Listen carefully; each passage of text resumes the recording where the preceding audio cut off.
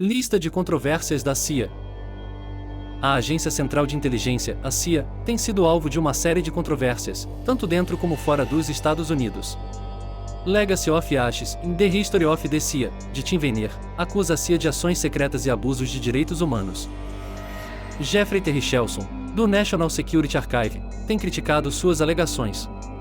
O especialista em inteligência David Wise criticou Weiner por retratar Allen Dulles como um velho senil, em vez do astuto espião profissional que ele conhecia, e por se recusar a admitir que os líderes da agência podem ter agido por motivos patrióticos ou que a CIA tenha feito algo certo, mas concluiu: Legacy of Ashes tem sucesso tanto como jornalismo quanto como história, e é leitura obrigatória para qualquer pessoa interessada na CIA ou na inteligência americana desde a Segunda Guerra Mundial. A própria CIA respondeu às alegações feitas no livro de Weiner e descreveu-o como um artigo de opinião de 600 páginas disfarçado de história séria. Um projeto MK-Ultra. O projeto MK-Ultra foi um programa de experimentação humana da CIA, de 1953 a 1973, que visava desenvolver técnicas e drogas para interrogatório, lavagem cerebral e tortura psicológica. O programa, conduzido sem consentimento, usava métodos como administração de altas doses de LSD, hipnose, eletrochoque, privação sensorial e outras formas de abuso. Ele violava direitos individuais e foi amplamente condenado como um grave abuso de poder. Operando através do Escritório de Inteligência Científica da CIA e organizações de fachada, o MK-Ultra envolveu mais de 80 instituições, incluindo universidades, hospitais e prisões, muitas vezes usando sujeitos involuntários nos Estados Unidos e Canadá. Foi revelado em 1975 pelo Comitê Chart e pela Comissão Rockefeller, embora as investigações tenham sido prejudicadas pela destruição da maioria dos registros em 1973. Um pedido de FOIA de 1977 descobriu 20.000 documentos, levando a audiências no Senado. 2. Escuta telefônica doméstica. Artigo principal: Projeto Mockingbird.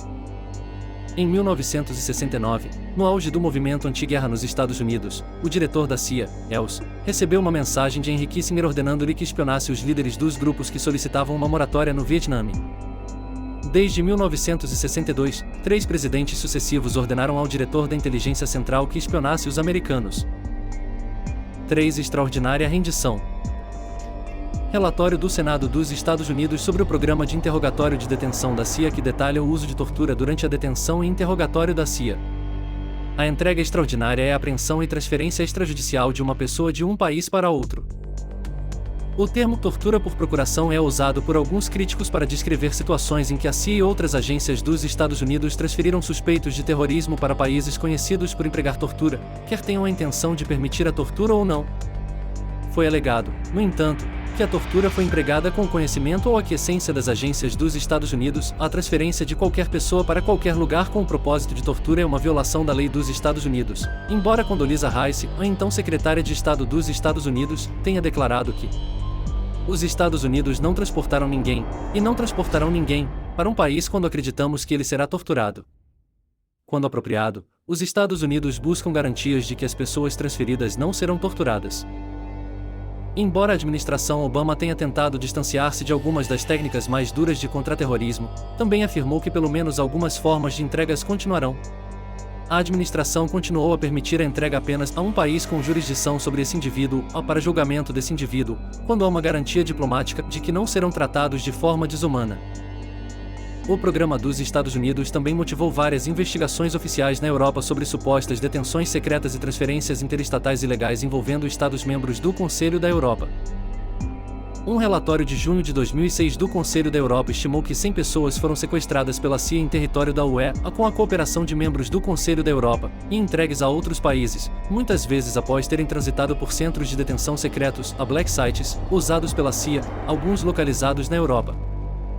De acordo com o relatório separado do Parlamento Europeu de fevereiro de 2007, a CIA realizou 1.245 voos, muitos deles para destinos onde suspeitos poderiam enfrentar tortura, em violação ao artigo 3 da Convenção das Nações Unidas contra a Tortura.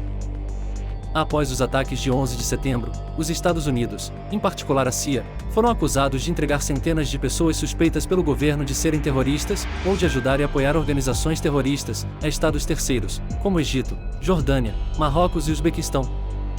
Esses detentos fantasmas são mantidos fora da supervisão judicial, muitas vezes sem nunca entrar em território dos Estados Unidos, e podem ou não ser devolvidos à custódia dos Estados Unidos.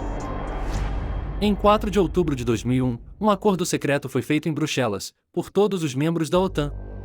Lord George Robertson, secretário de Defesa britânico e mais tarde secretário-geral da OTAN, explicaria mais tarde que os membros da OTAN concordam em fornecer autorizações gerais de sobrevoo para aeronaves dos Estados Unidos e de outros aliados para voos militares relacionados a operações contra o terrorismo. 4 falhas de segurança. Os críticos afirmam que o financiamento dos Mujahideen afegãos, a Operação Ciclone, desempenhou um papel nos ataques de 11 de setembro. Em 30 de dezembro de 2009, ocorreu um ataque suicida na base operacional avançada Shebman, na província de Khost, Afeganistão. 7 agentes da CIA, incluindo o chefe da base, foram mortos e outros 6 ficaram gravemente feridos no ataque. Os ataques de 11 de setembro foram vistos por alguns como um exemplo das deficiências das várias agências de inteligência dos Estados Unidos. A administração de George W. Bush declarou abertamente que não previa a possibilidade de aviões serem usados como armas, apesar dos briefings regulares das agências de inteligência e dos incidentes anteriores de aviões sendo sequestrados internamente no exterior.